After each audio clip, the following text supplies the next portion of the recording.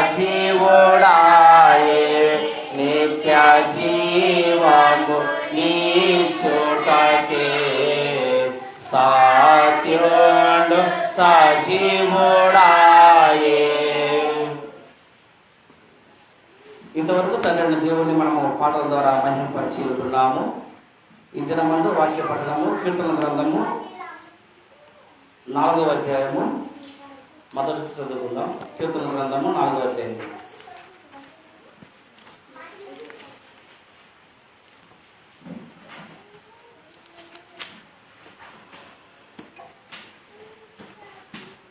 కీర్తన గ్రంథం 4వ అధ్యాయం మొదటి నుంచి చివరి వరకు. నా నీతికి ఆధారమగు దేవా, నేను మొరపెట్టినప్పుడు నాకు ఉత్తరమిమ్ము. ఇరుకులో నాకు విశాలత కలుగజేసిన వాడవు నీవే. నన్ను కరుణించి నా ప్రార్థన అంగీకరించుము. నరులారా, ఎంతకాలము నా గౌరవమును అవమానముగా మార్చెదరు? ఎంతకాలము వ్యర్థమైన దానిని ప్రేమించెదరు? ఎంతకాలము అబద్ధమైన వాటిని వెతికెదరు? యెహోవా తన భక్తులను తనకు ఏర్పరచుకొనుచున్నాడని తెలుసుకొనుడి. నేను యెహోవాకు మొరపెట్టగా ఆయన ఆలకించును. భయము నుండి పాపము చేయకుడి. మీరు పడకల మీద నుండగా మీ హృదయములలో ధ్యానము చేసుకొని ఊరకుండుడి. నీతియుక్తమైన బలులు అర్పించుచు యెహోవాను నమ్ముకొనుడి. మాకు మేలు చూపువాడెవడని పలుకువారు అనేకులు. యెహోవా, నీ సన్నిధి కాంతి మా మీద ప్రకాశింపచేయుము. వారి ధ్యాన ద్రాక్షరసములు విస్తరించిన నాటి సంతోషము కంటే అధికమైన సంతోషము నీవు నా హృదయంలో పుట్టించితివి. యెహోవా, నెమ్మదితో పండుకొని నిద్రపోవుదును. నేను ఒంటరిగా ఉండినను నీవే నన్ను సురక్షితముగా నివసింపచేయుదువు. దేవుడు వాక్యాన్ని దీవించుకుందాక. ఈ సమయమందు మనము వాక్యం నిమిత్తమై ప్రార్థించుకుందాం. అందరూ తలవంచినట్లయితే ప్రార్థించుకుందాం. పరిశుద్ధుడమైన మా తండ్రి, పరమంతవాసుని గొప్ప దేవ, నీ పరిశుద్ధమైన నామమునకు కృతజ్ఞతాస్తులు చెల్లిస్తూ ఉంటున్నాము తండ్రి. ఇంతవరకు పాటల ద్వారాను వాక్య పట్టణం ద్వారాను స్తుతించి మహిమపరిచి గణపరిచి ఉంటున్నాం. ఇదిగో తండ్రి, ఈ యొక్క దినమందునైనా నీ యొక్క సన్నిధానంలో మేమందరం కూడా తండ్రి నీ యొక్క పరిశుద్ధ గ్రంథంలో ఉన్నటువంటి యొక్క లేఖనములను మేము నేర్చుకుని మాకు మంచి జ్ఞానములు అనుగ్రహింపచేయండి. ఇదిగో తండ్రి, అయినా ఈ యొక్క గ్రంథంలో ఉన్నటువంటి యొక్క మాటలు తండ్రి అర్థమవులాగా మాకు సహాయం దయచేయమని ప్రార్థిస్తుంటున్నాం. ఈ సమయం తండ్రి అయినా నిలబడి వాక్యాన్ని మాట్లాడుతుండగా బోధిస్తుండగా అయినా మంచి వివరణ అందించాలని కృప దయచేయండి. ఇదిగో తండ్రి, సత్యమైన వాక్యమును బోధయోధులు అదేవిధంగా అనేక వాక్యమును మేము కలిపి చెరిపిన వారి కాకుండా వాక్యము ఉన్నట్టుగా మేము బోధించడం కృప దయచేయమని ప్రార్థిస్తూ ప్రతి ఒక్కరు కూడా తండ్రి ఆయన వాక్యాన్ని ఆ విధంగా ఉండవలేవు అని పరిశీలించిన జ్ఞానాన్ని వారికి అనుగ్రహింపచేయమని యొక్క వాక్యం మా హృదయంలో భద్రపరుచుకొని ఆశీర్వాదాలు పొందుటకు కృప దయచేయమని ప్రార్థిస్తూ యేసుక్రీస్తు నామమును బట్టి ప్రార్థించి అడిగి వేడుకొనుచున్నాం మా తండ్రి, ఆమేన్.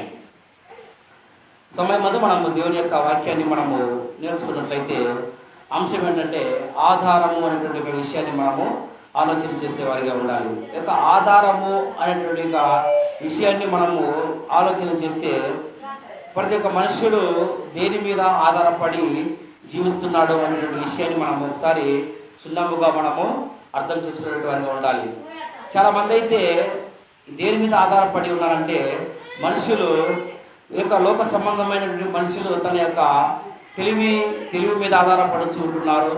అదేవిధంగా వారి యొక్క జ్ఞానం మీద ఆధారపడుచు ఉంటున్నారు. అదేవిధంగా వారి యొక్క చదువు మీద, అదేవిధంగా వారికి ఉన్నటువంటి యొక్క ఆస్తుల మీద, ఈ విధంగా మనము ఆధారపడుచు ఈ యొక్క లోకంలో మనుషులు చూస్తూ ఉంటున్నాం.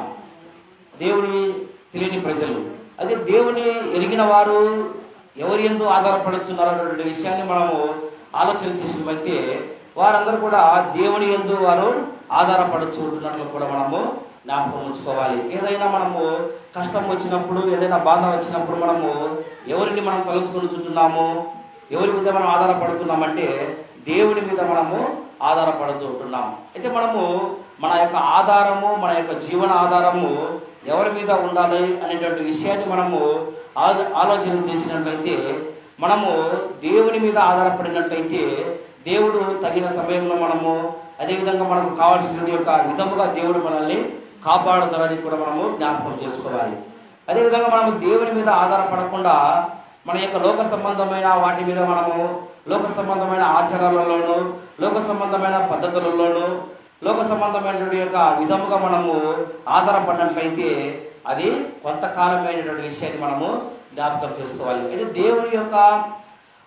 దేవుని మీద మనము ఆధారపడి జీవించినట్లయితే దేవుడే మనల్ని కాపాడుతాడు, దేవుడే మనల్ని రక్షిస్తాడు, పోషిస్తాడని కూడా మనము గ్రంథం ద్వారా మనం చూస్తుంటున్నాం.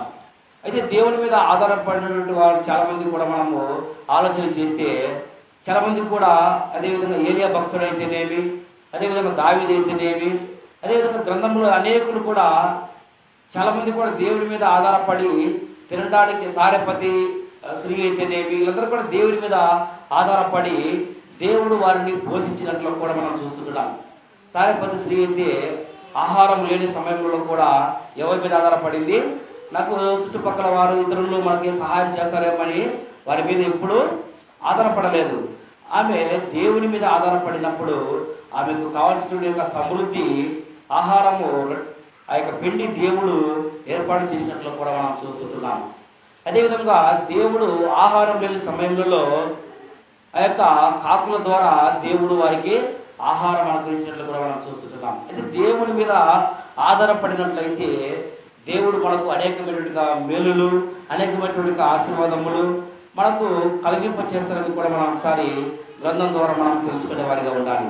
అయితే మనం ఈ లోక సంబంధమైన వాటి మీద మనము ఆధారపడినట్లయితే అవి కొంత మట్టికే తాత్కాలికంగా మనము ఆనందం పొందుకున్నప్పటికీ అవి నిత్య జీవాన్ని మనకు అనుకరింపమని కూడా మనము జ్ఞాపకం చేసుకునే వారిగా ఉండాలి. అయితే ఇక ఆధారము అనేటువంటి విషయాన్ని మనము ఆలోచన చేసినట్లయితే కీర్తనల గ్రంథము 4వ అధ్యాయము 1వ వచనంలో మనం చదువుకొని ఉంటున్నాము. అక్కడ మనకు దావీదు భక్తుడు, కీర్తనకారుడు మనకు అక్కడ సెలవిస్తున్నాడు. నా నీతికి ఆధారమగు దేవా, నేను మొరపెట్టినప్పుడు నాకు ఉత్తరమిమ్ము. అంటే ఆయన నీతి గలవానిగా ఉన్నట్లు కూడా మనం చూస్తుంటున్నాము. అదేవిధంగా ఆయన నీతిమంతుడుగాను, భక్తిపరుడుగాను, అదేవిధంగా దేవుని మీద తన యొక్క జీవన ఆధారం చేసుకున్నట్లు కూడా మనము గ్రంథం ద్వారా మనం చూస్తూ ఉంటున్నాం. అయితే ఇక్కడ దావీదు తెలియపరుస్తుంటున్నాడు, నా నీతికి ఆధారమగు దేవా, నేను మొరపెట్టినప్పుడు నాకు ఉత్తరమిమ్ము. ఇరుకులో నాకు విశాలత కలుగజేయవాడవు నీవే, నన్ను కరుణించి నా ప్రార్థన అంగీకరింపుము. అయితే మనము దేవుడు మన మీద ఆధారపడాలంటే మనం ఏం చేయాలి? దేవుడు మనల్ని కనికరించాలంటే మనం ఏమి చేయాలనేటువంటి విషయాన్ని మనము తెలుసుకునే వారిగా ఉండాలి. ఇక్కడ భక్తుడు తెలియపరుస్తుంటున్నాడు, నన్ను కరుణించి నా ప్రార్థన అంగీకరించుము. అయితే మనం ఏం చేయాలంట? మనము మొదటిదిగా దేవునికి మనం ప్రార్థించే వారిగా ఉండాలి. మనకున్నటువంటి యొక్క సమస్యలు కానీ, మనకున్నటువంటి యొక్క బాధలు కానీ, వేదనలు కానీ, అదేవిధంగా ఏదైనప్పటికీ కూడా దేవునికి మనము విన్నపము చేసుకునే వారిగా ఉండాలి. దేవునికి మనము ప్రార్థించే వారిగా ఉండాలి. అప్పుడు దేవుని మీద మనం ఆధారపడినట్లయితే దేవుడు మనకు కావాల్సినటువంటి యొక్క అవసరతలు ఈవులు కూడా మనకు అనుగ్రహింప చేస్తారని కూడా వాక్యము తెలియపరుస్తున్నది. అదేవిధంగా ఆయన ఇంకా ఏమని సెలవిస్తున్నాడంటే 2వ వచనంలో, నరులారా ఎంతకాలము నా గౌరవమును అవమానముగా మార్చెదరు, ఎంతకాలము వ్యర్థమైన దానిని ప్రేమించెదరు, ఎంతకాలము అబద్ధమైన వాటిని వెదకెదరు. అంటే మనుషులు ఏ విధంగా ఉన్నారంటే తన యొక్క కాలాన్ని వ్యర్థముగా వెళ్ళబుచ్చేవారిగా ఉంటున్నారు. దేవునికి ఇవ్వవలసిన యొక్క సమయమును దేవునికి ఇవ్వకుండా, దేవునికి స్తుతించకుండా, మహిమపరచకుండా, వారికి కష్టం వచ్చినప్పుడు దేవుని మీద ఆధారపడుతూ ఉంటుంటారు. ఇది ఎంతవరకు సమంజసమో మనము అర్థం చేసుకునే వారిగా ఉండాలి. అందుకని ఇక్కడ భక్తుడు తెలియపరుస్తున్నాడు, ఎంతకాలము వ్యర్థమైన దానిని ప్రేమించెదరు, ఎంతకాలము అబద్ధమైన వాటిని వెదకెదరని కూడా అక్కడ మనము చూస్తుంటున్నాం. ఎందుకంటే దేవుడికి ఉన్నటువంటి యొక్క గౌరవమును అవమానముగా మారుస్తున్నారు. వారి యొక్క వ్యర్థ ప్రవర్తనను బట్టి, వారికి ఉన్నటువంటి యొక్క పరిశుద్ధతను బట్టి వారు ఏ విధంగా ఉన్నారంటే పరిశుద్ధుడైనటువంటి దేవుణ్ణి కూడా వారు అవమానపరిచే వారిగా ఉన్నట్లు కూడా మనము చూస్తూ ఉంటున్నాం. కనుక మనము దేవుని మీద ఆధారపడినట్లయితే దేవుడు మన ఎడల ఉన్నట్లు కూడా మనము తెలుసుకునే వారిగా ఉండాలి. అందుకని ఇక్కడ 3వది మనము ఆలోచన చేసినట్లయితే 3వ వచనంలో, యెహోవా తన భక్తులను తనకు ఏర్పరచుకొనుచున్నాడని తెలుసుకునుడి, నేను యెహోవాకు మొరపెట్టగా ఆయన ఆలకించును. అంటే ఆయన ఏమని, ఆయన దేవుని యొక్క ప్రజలను, దేవుని యొక్క సేవకులను దేవుడు ఏర్పరచుకొని ఉన్నాడని కూడా అక్కడ వాక్యం తెలియపరుస్తున్నది. అంటే దేవుడు యొక్క దావీదును ఏమైనా మనుషులు ఏర్పరచుకొని ఉన్నారా? కాదు, కానీ దేవుడే ఆయనను ఏర్పరిచి ఉన్నాడు. అందుకని ఇక్కడ యెహోవా తన భక్తులను తనకు ఏర్పరచుకొనుచున్నాడని తెలుసుకొనుడి. దేవుని యొక్క వాక్యమును ప్రకటించడానికి, అదేవిధంగా దేవుడు ఏర్పరచుకొని ఉన్నాడని మనము గ్రంథం ద్వారా మనం తెలుసుకునే వారిగా ఉండాలి. నేను యెహోవాకు మొరపెట్టగా ఆయన ఆలకించును. అయితే అలాంటి వారు దేవునికి మొరపెట్టినప్పుడు దేవుడు ఆలకిస్తాడని కూడా వాక్యం బోధిస్తున్నది. కనుక మనం ఎటువంటి వారిగా ఉండాలని కూడా వాక్యం బోధిస్తున్నది. భయము నుండి పాపము చేయకుడి, మీరు పడకల మీద ఉండగా మీ హృదయములలో ధ్యానము చేసుకొని ఊరకునుడి. అంటే మనము దేవుడు అంటే మనము భయం పొందేవారిగా ఉండాలి. ఇక లోకంలో మనుషులకు భయపడకపోయినా దేవునికి మనము భయపడేవారిగా ఉండాలి. ఎందుకంటే ఆనాడు ప్రజలు దేవునికి భయపడక, ఇశ్రాయేలు ప్రజలు దేవునికి భయపడక వాళ్ళు ఎటువంటి వారిగా ఉన్నారంట, వారు తన యొక్క ప్రసిద్ధతను వాడు పాడు చేసుకున్నట్లు కూడా మనం చూస్తుంటున్నాం. అదేవిధంగా పాపమునకు వారు దాసులు ఉన్నట్లు కూడా మనం చూస్తుంటున్నాం. అదేవిధంగా సొదొమ గొమొర్రా పట్టణస్థులు కూడా పాపమునకు దాసులుగా ఉన్నట్లు కూడా మనం చూస్తుంటున్నాం.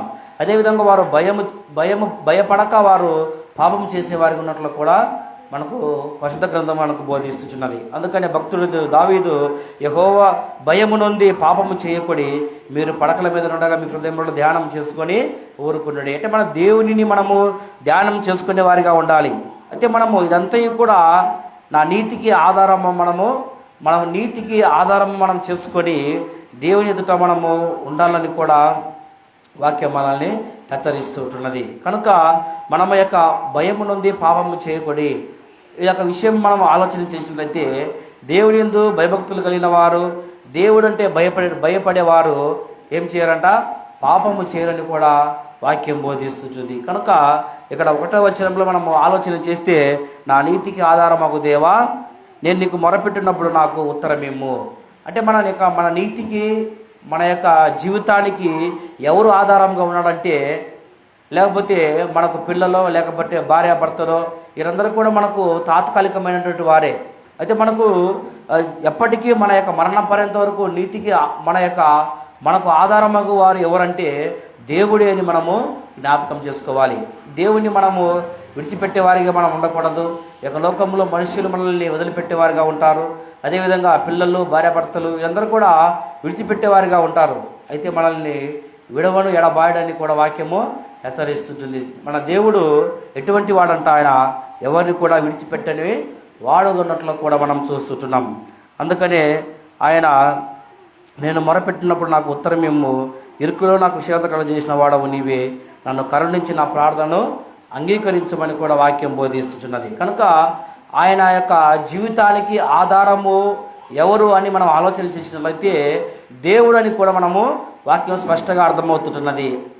అదేవిధంగా మనము రెండవదిగా మనము ఆలోచన చేసినట్లయితే విలాప గ్రంథము, మనం ఒకసారి ఆలోచన చేసినట్లయితే విలాపమ గ్రంథము 3వ అధ్యాయము 29వ వాక్యంలో మనం ఒకసారి ఆలోచన చేస్తే,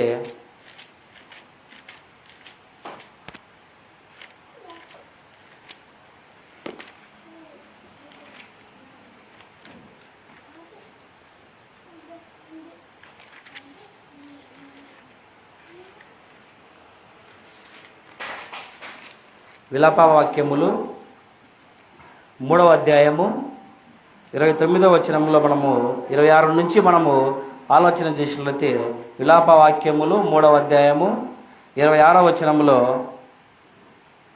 నరులు ఆశ కలిగి యెహోవా అనుగ్రహించు రక్షణ కొరకు ఓపికతో కనిపెట్టుట మంచిది. యవన కాలమున కాడి మోయిట నరునికి మేలు, అతని మీద దానిని మోపినవాడు యెహోవాయే. కనుక అతడు ఒంటరిగా కూర్చుండి మౌనంగా ఉండవలెను. నిరీక్షణాధారము కలుగునేమో అని అతడు బూడిదలో మూతి పెట్టుకునవలెను. ఇక్కడ మనము ఆలోచన చేస్తే విలాపమ వాక్యములో తండ్రి దేవుడు వాక్యం మనల్ని హెచ్చరిస్తుంటున్నాడు. అంటే మనము ఆధారము దేని మీద మనం ఆధారపడాలంటే నిరీక్షణ ఆధారము కలిగి మనము జీవించే వారికి మనం ఉండాలి. అందుకని ఇక్కడ మనము 26వ వచనంలో, నరులు ఆశ కలిగి యెహోవాను అనుగ్రహించు రక్షణ కొరకు ఓపికతో కనిపెట్టుకొనుట మంచిది. అంటే దేవుని కొరకు మనం ఏం చేయాలంటే మనము ఓపిక అనేటువంటిది చాలా ప్రాముఖ్యంగా మనము చూస్తుంటున్నాం. అదేవిధంగా రక్షణ కొరకు మనము కనిపెట్టుకునే వారిగా ఉండాలి. నేటి కాలంలో మనుషులు ఏ విధంగా ఉన్నారంటే రక్షణ అనేటువంటి విషయాన్ని తెలుసుకునలేక నేను ఏ విధంగా రక్షించబడాలి, నేను ఏ విధంగా పాపములు కడిగి వేసుకోవాలి, నేను ఏ విధంగా నేను నిత్య జీవానికి పొందుకోవాలని ఆలోచనలు తక్కువ, కానీ నేను ఏ విధంగా స్వస్థత పొందాలి, నేను ఏ విధంగా నేను ఆరోగ్యకరంగా ఉండాలి, నేను ఏ విధంగా అభివృద్ధి పొందాలనేటువంటి ఆలోచనలు చాలామంది మనము చూస్తుంటున్నాం. కనుక మనము ఇలాంటివన్నీ కూడా మనము లోక సంబంధంగా తాత్కాలికమే, కానీ మనకు మొట్టమొదటిగా ఏమి కావాలంటే రక్షణ అనేటువంటిది చాలా అవసరము. ఒక పాపి రక్షింపబడాలంటే ఒక రక్షణ అనేటువంటిది అవసరము. దానిని కనుగొనేటువంటి వారు చాలా తక్కువ అయిపోయినారు.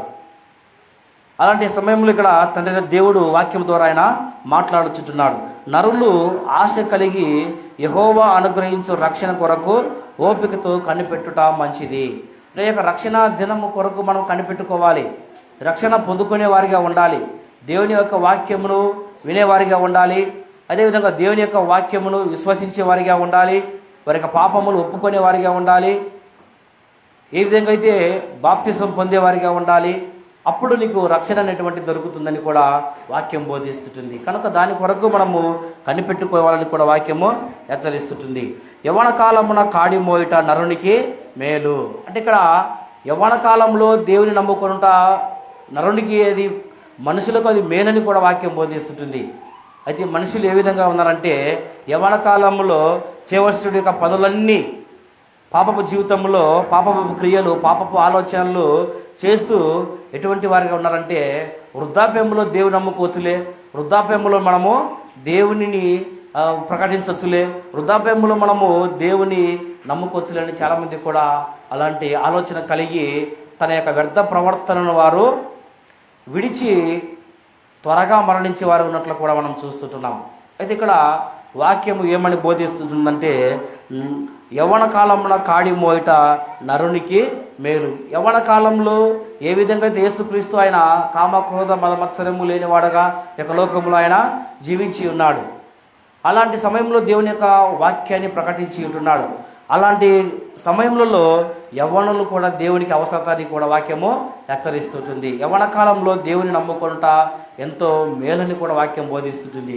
వృద్ధాప్యంలో నమ్ముకుంటుంది చాలా మంది అనుకుంటున్నారు అనమాట, నేను వృద్ధాప్యంలో దేవుని అప్పుడు నమ్ముకోవచ్చు, ఇప్పుడు ఎందుకులే బాప్తిసము, ఇప్పుడు బాప్తిసం తీసుకుంటే ఎవడు చేయాలా, ఈ యొక్క పాపపు క్రియలు, పాపపు ఆలోచనలు, పాపపు తలంపులు ఎవడు చేయాలని ఇలాంటి యొక్క ఆలోచన కలిగి వారి యొక్క లోకంలో చాలామంది కూడా జీవిస్తుంటారు. అయితే అలాంటి వారికి నిత్య మరణ శిక్ష అనేటువంటిది ఉంది, అదేవిధంగా వారికి నిత్య నరకమైనటువంటిది ఉందని కూడా వాక్యం బోధిస్తుంటుంది. కనుక అలాంటి యొక్క విషయంలో చాలామంది కూడా తప్పుగా ఆలోచన చేసుకొనొచ్చు, వాక్యాన్ని తప్పుగా అర్థం చేసుకొనొచ్చు వారు జీవించే వారిగా ఉంటున్నారు. అందుకని యవ్వన కాలమున దేవుని నమ్ముకొనుట చాలా ప్రాముఖ్యత, చాలా మంచిది, అలాంటిదని కూడా వాక్యం బోధిస్తున్నది. అదేవిధంగా మనము అతని మీద దానిని మోపినవాడు యెహోవాయే. యవ్వన కాలం అయితే ఎవరైతే దేవుడిని ఆశ్రయించి దేవుడిని నమ్ముకొనొచ్చు, ఆ యొక్క సువార్తను ప్రకటిస్తూ ఉంటారో వారి మీద తన యొక్క బాధ్యతలు, బరువు బాధ్యతలు మోపినవాడు యెహోవాయే అని కూడా వాక్యం బోధిస్తుంటున్నది. కనుక అతడు ఒంటరిగా కూర్చుండి మౌనంగా ఉండవలెను, నిరీక్షణ ఆధారము కలుగు చేయునని. నిరీక్షణ ఆధారము మనము కలిగింప చేసుకోవాలని కూడా మనం జ్ఞాపకం చేసుకోవాలి.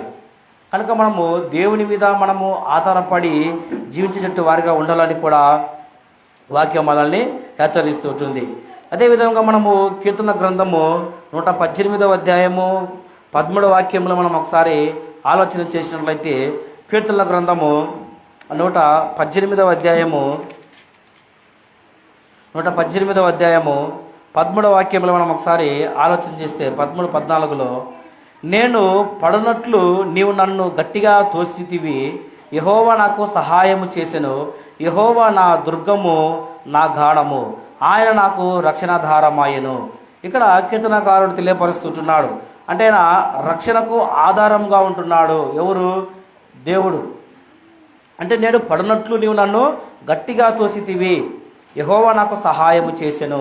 ఇక లోకంలో చాలామంది పడిపోతూ ఉంటారు. దేవుని ఎదుట వారు చాలామంది కూడా దేవునిలో నిలబడలేక, దేవునిలో ఉండలేక చాలామంది లోకానుసారంగా పడిపోయినట్టు వారిగా ఉంటారు. అయితే దేవుడే వారికి సహాయం అని కూడా వాక్యము తెలియజేస్తుంటుంది. నాకు సహాయము చేసెను అని దావీదు కీర్తనకారుడు తెలియపరుస్తున్నాడు. యెహోవా నా దుర్గము, నా గానము, ఆయన నాకు రక్షణాధారము. నన్ను, నా యొక్క రక్షణ ఆధారము ఎవరై ఉన్నారంటే యెహోవా అని కూడా అతడు తెలియజెప్పినట్లు కూడా మనం చూస్తుంటాం. ఇక లోకంలో అతడు పడిపోయినప్పటికీ కూడా యెహోవా నాకు సహాయం చేసినాడని కూడా ఆయన తెలియజేస్తుంటున్నాడు. మన యొక్క జీవితంలో మనము కూడా లోకంలో లోక స్థితిలో మనం పడిపోయినప్పుడు దేవుడు మనల్ని లేవనెత్తాలని చూసినప్పటికీ కూడా మనము దేవుని యొక్క మాట విన్నట్లయితే దేవుడు మనం పడిపోయిన స్థితి నుంచి దేవుడు మనల్ని లేవనెత్తుతాడు. మనము దేవుని యొక్క సహాయం కోరకుండా, దేవుని మీద మనం ఆధారపడకుండా ఉన్నట్లయితే మన యొక్క పతనాన్ని చూసేవాడిగా ఉన్నట్లు కూడా గ్రంథము బోధిస్తున్నది. కనుక మనము మూడవదిగా ఆలోచన చేస్తే రక్షణాధారము నాకు ఎవరై ఉన్నారంటే యెహోవాయే నాకు రక్షణాధారము. నేను పడిపోయినప్పుడు నన్ను లేవనెత్తువాడు ఆయనే, కృంగిపోయినప్పుడు నన్ను లేవనెత్తువాడు ఆయనే, నేను ఆపదలో ఉన్నప్పుడు నన్ను కాపాడువాడు ఆయనే అని దావీదు తెలియపరిచినట్లు కూడా మనం చూస్తుంటున్నాం. మన యొక్క జీవితంలో ఆ యొక్క వాక్యం మనము జ్ఞాపకం చేసుకునే వారిగా ఉండాలి. మనము కూడా అలాంటి యొక్క స్థితులలో ఉన్నప్పుడు మనం ఎవరి మీద ఆధారపడాలో వాక్యం మనల్ని హెచ్చరిస్తూ ఉంటున్నది. కనుక మనము దేవుని మీద ఆధారపడినట్లయితే దేవుడు మనకు సహాయం చేసేవాడుగా ఉన్నట్లు కూడా వాక్యం మనల్ని హెచ్చరిస్తుంది. కనుక అలాంటి యొక్క విధానంలో మనము జీవించే వారిగా ఉండాలని కూడా వాక్యం బోధిస్తున్నది. అదేవిధంగా నాలుగవదిగా మనము ఆలోచన చేస్తే సామెతల గ్రంథము 8వ అధ్యాయము 13వ వాక్యంలో మనం ఒకసారి ఆలోచన చేస్తే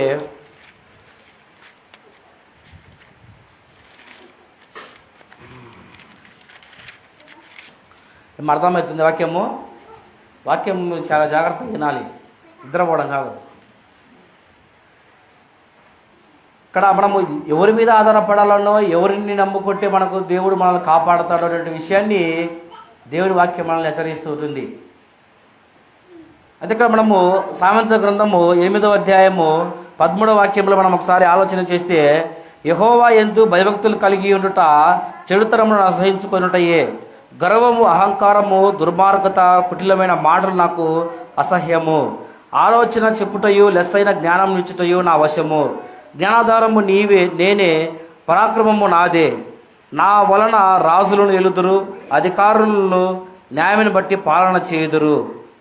ఇక్కడ మనము ఆలోచన చేసినట్లయితే సామెతల గ్రంథంలో తండ్రి అయిన దేవుడు తెలియపరుస్తుంటున్నాడు. అంటే యెహోవా యందు భయభక్తులు కలిగి ఉండుట చెడుతనములను అసహించుకొనుటయే.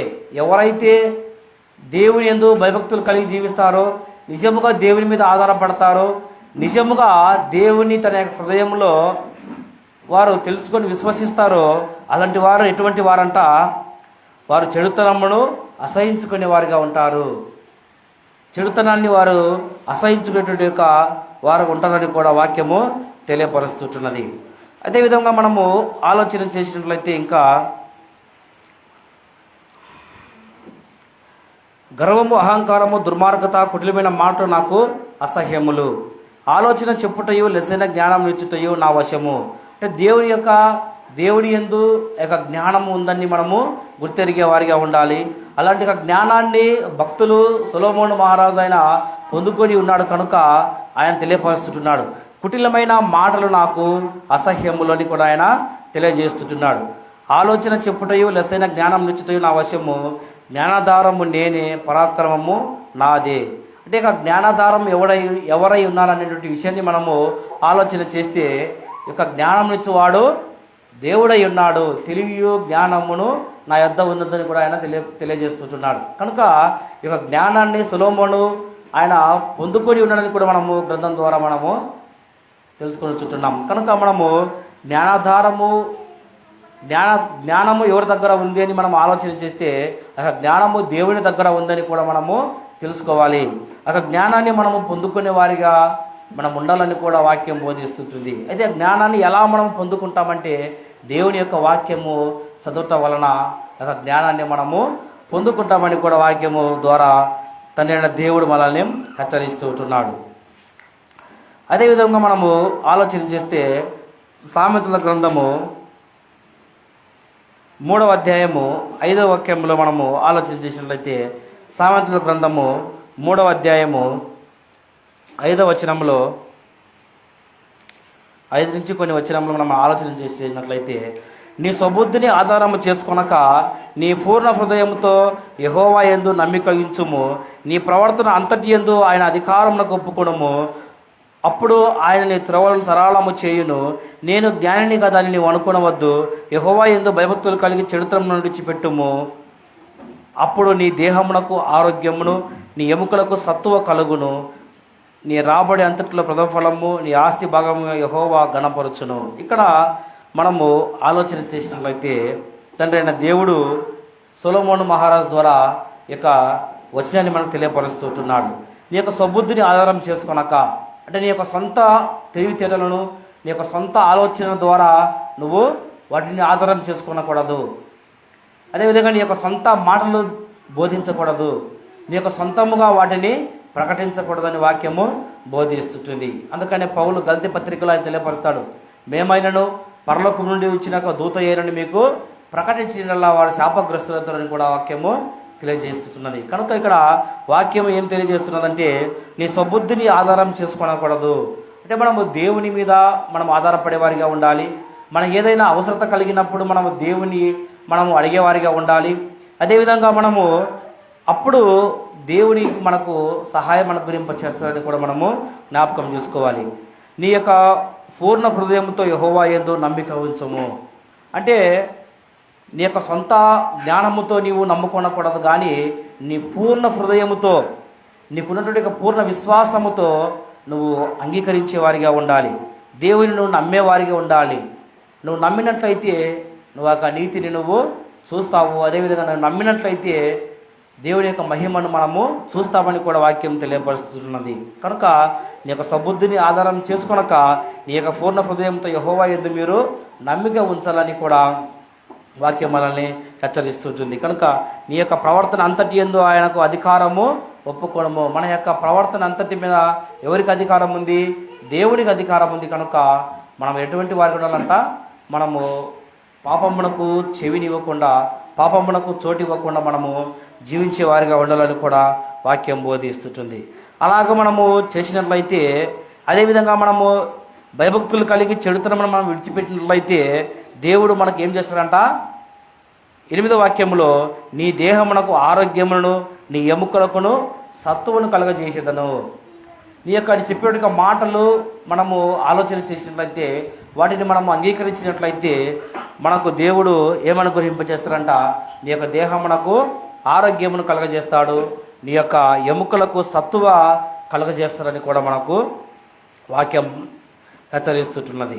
నీ యొక్క ఆస్తిలో భాగమును ఇచ్చి యెహోవాను ఘనపరచుము, నీ యొక్క ధాన్యము సమృద్ధిగా నుండును అని వాక్యం హెచ్చరిస్తుంటుంది. కనుక మనము మన యొక్క సొంత జ్ఞానముతో ఆధారపడకుండా దేవుని మీద మనము ఆధారపడినట్లయితే దేవుడు మనకు మంచి ఆరోగ్యమును, అదేవిధంగా సంపదను, అదేవిధంగా ధాన్యమును, ఇంకా కావాల్సిన అవసరతలు కూడా దేవుడు అనుగ్రహింపచేస్తాడని కూడా వాక్యం బోధిస్తుంటుంది. నేటి కాలంలో సమాజంలో మనుషులు ఏ విధంగా ఉన్నారంటే, తన యొక్క సొంతంగా ఆలోచన చేసేవారిగా ఉంటున్నారు, సొంతంగా తన యొక్క జ్ఞానంను అనుసరించే వారిగా ఉంటున్నారు. అలాంటి యొక్క జీవితంలో వారు కలిగి జీవించేవారిగా ఉంటున్నారు. అయితే వాక్యము క్రైస్తవులుగా ఉన్నటువంటి మనల్ని దేవుడు ఏమని హెచ్చరిస్తున్నాడంటే, మీ యొక్క జ్ఞానమును ఆధారము దేవుని మీద ఆధారపడాలని కూడా దేవుడు వాక్యం ద్వారా మనల్ని హెచ్చరిస్తుంటున్నాడు. 6వదిగా మనము ఆలోచన చేస్తే, ఈ యొక్క భక్తిహీనుని ఆధారమై యోబు రాసిన గ్రంథంలో మనం ఒకసారి పరిశీలన చేసినట్లయితే, యోబు గ్రంథము 27వ అధ్యాయము 8వ వచనములో, యోబు గ్రంథము 27వ అధ్యాయము 8వ వాక్యములో, దేవుడు వాడిని కొట్టివేయినప్పుడు, వాని ప్రాణంను తీసివేయినప్పుడు భక్తిహీనునికి ఆధారమేది? వానికి బాధ కలుగున్నప్పుడు దేవుడు వాని మొర్ర వినునా? వాడు సర్వశక్తిని యందు ఆనందించునా? వాడు అన్ని సమయములలో దేవుని ప్రార్థన చేయునా? దేవుని హస్తమును గురించి నేను నీవు ఉపదేశించదను. ఇక్కడ మనము ఆలోచన చేసినట్లయితే భక్తిహీనునికి ఆధారం ఏమై ఉన్నది అంటే భక్తిహీనులు వాళ్ళు దేని మీద ఆధారపడుతున్నారంటే వారి యొక్క సొంత తెలివితేటల మీద ఆధారపడుతున్నారని కూడా అక్కడ వాక్యం బోధిస్తున్నది. అందుకని ఇక్కడ యోబు గ్రంథకర్త మనకు తెలియపరుస్తున్నాడు, దేవుడు వాడిని కొట్టివేయినప్పుడు, వాడిని ప్రాణము తీసివేయినప్పుడు, ఎవరి ప్రాణము? భక్తిహీనుని యొక్క ప్రాణము, దేవుడు ఎరగని వాని యొక్క ప్రాణము తీసివేయినప్పుడు వానికి భక్తిహీనునికి ఆధారం ఏమై ఉన్నది? అదేవిధంగా వానికి బాధ కలుగున్నప్పుడు దేవుడు వాడి మొర్ర వినునా? ఎవడి మొర వింటాడనేటువంటి విషయాన్ని మనం అక్కడ చూస్తుంటున్నాం. ఎవరి మొర ఆయన వినడో మనం చూస్తున్నాం. భక్తిహీనుని యొక్క మొర దేవుడు వినడు అని కూడా వాక్యం బోధిస్తున్నది. మనం ఆపదలో ఉండి మనము ప్రార్థన చేసినప్పుడు దేవుడు మన యొక్క మొర వినడు. ఎందుకంటే మనం భక్తిహీనులుగా మనం జీవించి ఉన్నాము. ఈ యొక్క లోకంలో భక్తిహీనతగా మనం జీవించి ఉన్నాము, అతి పరిశుద్ధతగా మనం జీవించి ఉన్నాము, దేవుని యొక్క మాటకు లోబడక మనం జీవించి ఉన్నాము. అయినప్పటికీ మనము దేవునికి ప్రార్థన చేసినట్లయితే దేవుడు మన యొక్క ప్రార్థన ఆలకింపడని కూడా ఇక్కడ తెలియపరుస్తున్నాడు. అందుకనే భక్తిహీనునికి ఆధారం ఏమై ఉన్నది? వాడికి బాధ కలుగున్నప్పుడు దేవుడు వాని మొర వినునా? ఎంత మాత్రము కూడా ఆయన మొర వినడు అనే విషయాన్ని మనము జ్ఞాపకం చేసుకోవాలి. అదేవిధంగా వాడు సర్వశక్తిని యందు ఆనందించునా? వాడు అన్ని సమయంలో దేవునికి ప్రార్థన చేయునా? అంటే భక్తిహీనుడు ఏ విధంగా ఉంటాడంటే ఆపత్కాలంలో ఏదైనా ఆపద వచ్చినప్పుడు మాత్రమే భక్తిహీనుడు దేవుని మీద ఆధారపడతారు, తర్వాత దేవుణ్ణి వదిలేసే వారిగా ఉంటారు. ఆ విధంగా ఉండకూడదని మనము వాక్యం హెచ్చరిస్తుంది. కనుక దానికి ఉదాహరణగా యోబును దేవుడు అనుగ్రహింపజేసిస్తున్నాడు. ఆయన ఏ విధంగా దేవుని మీద ఆధారపడినాడో, తనకున్నటువంటి యొక్క రోగం వచ్చినప్పుడు, జబ్బు వచ్చినప్పుడు దేవుని దూషింపక దేవుని మీద ఆధారపడినట్లు కూడా వాక్యం హెచ్చరిస్తూ ఉంటుంది. కనుక భక్తిహీనునికి ఆధారమేమై ఉన్నదంటే భక్తిహీనునికి ఆధారము ఏమీ లేదని కూడా మనము తెలుసుకునే వారిగా ఉండాలని కూడా వాక్యం బోధిస్తున్నది. చివరిగా మనము ఆలోచన చేసినట్లయితే రోమాపత్రిక 4వ అధ్యాయము 8వ వాక్యములో, రోమాపత్రిక 4వ అధ్యాయము 18వ వచనంలో మనం ఒకసారి ఆలోచన చేస్తే, రోమాపత్రిక 4వ అధ్యాయము 18వ వచనము,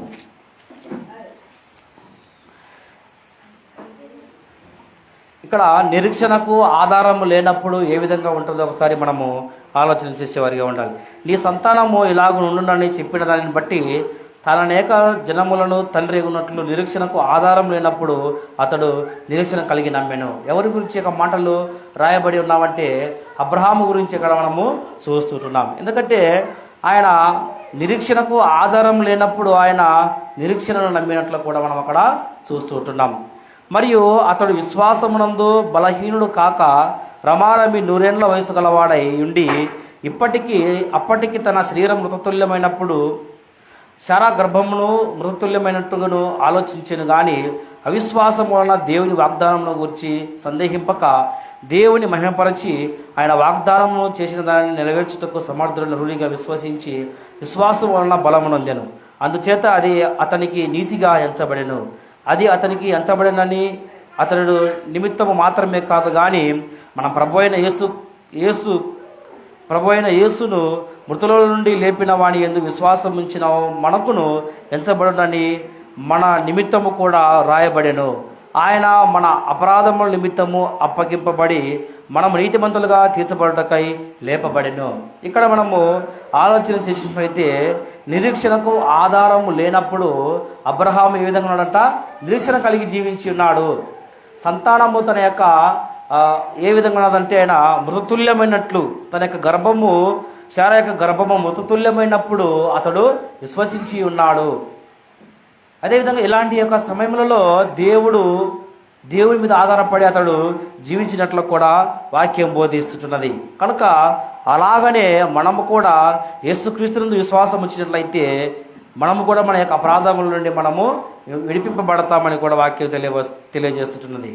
ఆయన మన అపరాధముల నిమిత్తం అప్పగింపబడి మనం నీతిమంతులుగా తీర్చబడుటకై లేపబడెను. యేసుక్రీస్తు ప్రభువు ఆయన లేపబడకపోతే మనము నీతిమంతులుగా మనము తీర్చబడలేము. యేసుక్రీస్తు ప్రభువారి యొక్క శిలువ మరణము జయించకపోయినట్లయితే మనకు నిత్య జీవం అనేటువంటిది లేదు, రక్షణ అనేటువంటిది లేదు, బాప్తిసం అనేటువంటిది లేదని కూడా మనము తెలుసుకునేటువంటి వారిగా ఉండాలి. కనుక ఈ యొక్క విషయాన్ని అబ్రహామును ముడివేసుకొనొచ్చు ఈ యొక్క మాటలు తండ్రి అయిన దేవుడు ఆ యొక్క మాటలు రాసినట్లు కూడా మనము చూస్తుంటున్నాం. కనుక నిరీక్షణకు ఆధారం లేనప్పుడు అబ్రహాం ఏ విధంగా అయితే నిరీక్షణ కలిగి ఉన్నాడో మనము కూడా మన యొక్క జీవితంలో దేవుని మీద ఆధారపడేట వారికి ఉండాలని కూడా వాక్యం మనల్ని హెచ్చరిస్తూ ఉంటుంది. కనుక మనము మొదటిదిగా నా నీతికి ఆధారము నీవే అని దావీదు ఆయన తెలియపరిచినట్లు కూడా మనం చూస్తుంటున్నాం. అదేవిధంగా ఆయనకు నిరీక్షణకు ఆధారం కలిగి ఉంటున్నాడు. అదేవిధంగా రక్షణకు ఆధారం ఆయన్నే ఉన్నాడు. జ్ఞానాధారము దేవుడై ఉన్నాడు.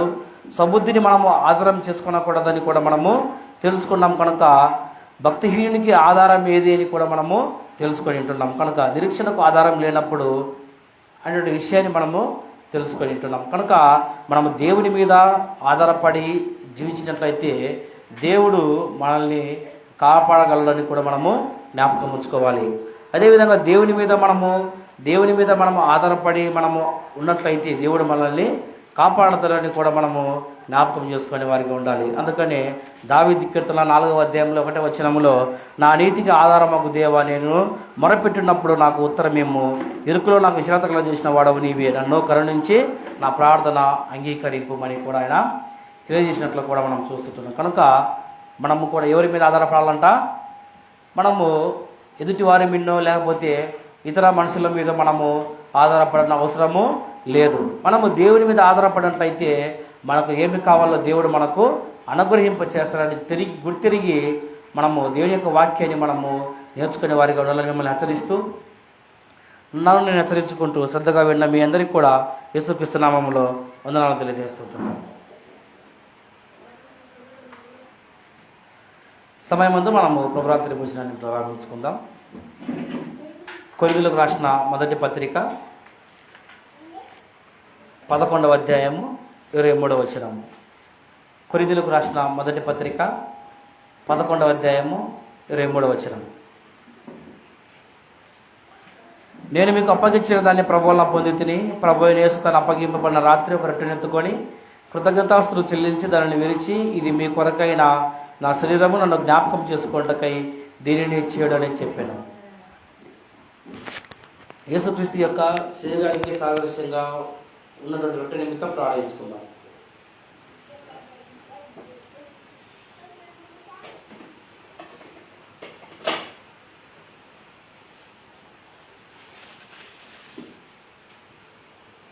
ప్రార్థించుకుందాం. పరిశుద్ధులైన మా తండ్రి, మీకు స్తోత్రములు. ఇదిగో తండ్రి, నీ ప్రియ కుమారుడు యేసుక్రీస్తు యొక్క శరీరానికి సాదృశ్యంగా ఉన్నటువంటి నిమిత్తం ప్రార్థిస్తున్నాం. తండ్రి, ప్రసిద్ధపరచండి, జీవించండి, ఆశీర్వదింపచేయండి. మేము తెలుసుకుండగా మా శక్తిని, బలాన్ని, ఆరోగ్యాన్ని దయచేయమని ప్రార్థిస్తున్నాం. ఇదిగో తండ్రి, మమ్మల్ని మేము పరిశీలన చేసుకొని మేము యోగ్యులమా అయోగ్యులమా అని తీసుకుంటూ సహాయం దయచేయండి. ఇదిగో మేము అయోగ్యంగా తీసుకున్నట్లయితే మేము మరణిస్తాము, చనిపోతామని కూడా వాక్యం బోధిస్తుంటుంది. అదేవిధంగా తండ్రి, పితరులు మనాన్ని తిని చనిపోయినట్టు కాదు, ఈ ఆహారం తినేవాడు ఎల్లప్పుడూ కూడా జీవించడానికి కూడా వాక్యం బోధించిన ప్రకారంగా తండ్రి అనేక పాత్రను బట్టి ప్రార్థిస్తున్నాము. ఈ రొట్టెను కూడా దీవించండి, ఆశీర్వదింప చేయమని ప్రార్థిస్తుంటున్నాం. అదేవిధంగా తండ్రి, ఆయన అపొస్తలుల బోధ ఎందులో, సహవాసం అందులో, రొట్టె వించడం ఎందులో కూడా తండ్రి ఆదిమ సంఘము ఎడదగ్గగా జీవించినట్లు కూడా వాక్యం బోధించిన రీతిగా తండ్రి మేము కూడా తన సంఘంలో కూడి ఆయన ప్రతి ఆదివారం తను మేము రొట్టె వించు, మేము తను మేము జ్ఞాపకం చేసుకోవచ్చు, తల్లిని మహిమపరుస్తూ గణపరుస్తూ ఉంటున్నాం. ఇదిగో తండ్రి, మనందరూ కూడా జ్ఞాపకం చేసుకోండి. తండ్రి, నీ ప్రియ కుమారుడు యేసుక్రీస్తునైనా ఆ యొక్క పాపముల నిమిత్తము, అపరాధముల నిమిత్తము ఆ యొక్క శరీరంలో తండ్రినైనా మరణించి సమాధి చేయబడి, ఇదిగో తండ్రినైనా ఆ యొక్క శరీరం నలగొట్టబడి, అదేవిధంగా తండ్రి అనేక శ్రమలు, అనేక బాధలు, హింసలు భరించి తండ్రి ఆ యొక్క మేకులు, అదేవిధంగా తొలకు ముళ్ళ గీతము, అదేవిధంగా తండ్రి శీలలు, అనేకమైన హింసల ద్వారా తండ్రి మీరు సహించి, అదేవిధంగా మేమందరం కూడా నిత్య జీవము పొందుకోవాలని, మేమందరం కూడా తండ్రి సుఖ సంతోషాలతో జీవించాలని కూడా నీ యొక్క వాక్యం బోధిస్తుంది. కనుక తండ్రి మా కోసం ఎవరు కూడా చేయటువంటి త్యాగాన్ని నీ ప్రియ కుమారుడు యేసుక్రీస్తు తండ్రి మా కోసము అనుగ్రహింప చేసి ఉంటున్నాడు. మేము దాన్ని జ్ఞాపకం చేసుకుని చూస్తున్నాం తండ్రి. తన శరీరానికి సాదృశ్యంగా రొట్టెను బట్టి ప్రార్థిస్తుంటున్నాం తండ్రి. ప్రసిద్ధపరచని దీనికి ఆశీర్వదింప చేయమని ప్రార్థిస్తూ అనేక పాత్రలు చేయవలసిన ప్రతి ఒక్కరు జ్ఞాపకం చేసుకోండి. ఇక పాత్రలు చేయలేక దూరంగా చూస్తున్న వారిని బట్టి ప్రార్థిస్తున్నాం. రేపు సమయం వరకు అనుగ్రహింప చేయమని ప్రార్థిస్తూ యేసుక్రీస్తు నామమును బట్టి ప్రార్థించి అడుగుతున్నాం మా తండ్రి. ఆమేన్.